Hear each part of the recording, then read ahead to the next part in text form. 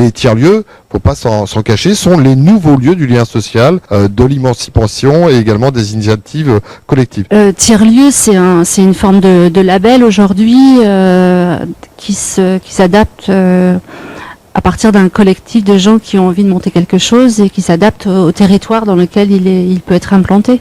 L'intérêt, c'est de construire des collectifs, c'est de mettre en projet, c'est de faire, quelles que soient les activités d'ailleurs qui seront faites dans ce tiers-lieu. L'État, avec les financements qu'il va apporter sur ce type d'initiative, explique en fait que ce sont les nouveaux lieux de lien social. Moi, je suis pas sûre que ce soit les nouveaux lieux de lien social, mais c'est une nouvelle forme éventuellement ou une forme adaptée de ce qui existe déjà.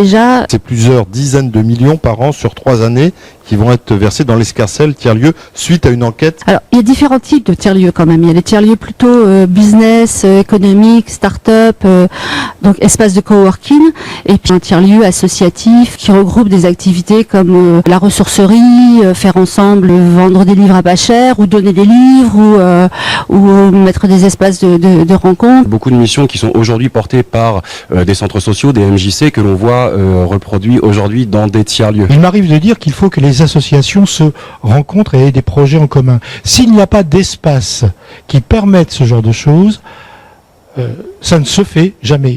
Le tiers-lieu, c'est avant tout un point de rencontre, un point de rassemblement. Il y a une question de proximité qui me paraît importante. On a loué un appartement à disposition dont les gens du secteur ont la clé, une façon d'accéder à la clé. Ils peuvent y aller ou travailler, il y a un ordinateur, il y a un salon, il y a une machine à café, ils peuvent faire un café ensemble et discuter sans aucune autre, en toute liberté, sans contrainte, et je crois, ça c'est quelque chose d'important. On s'aperçoit que des gens qui vivent côte-côte, mais pratiquement jamais ne se rencontrent, jamais ne discutent, donc c'est leur donner l'occasion de participer, de regarder un petit peu les problèmes de la cité ensemble et également de faire des propositions. Ça change complètement les habitudes de vie des gens, justement de pouvoir se retrouver entre eux, entre elles, sans avoir à se déplacer trop loin et de faire des réalisations de proximité.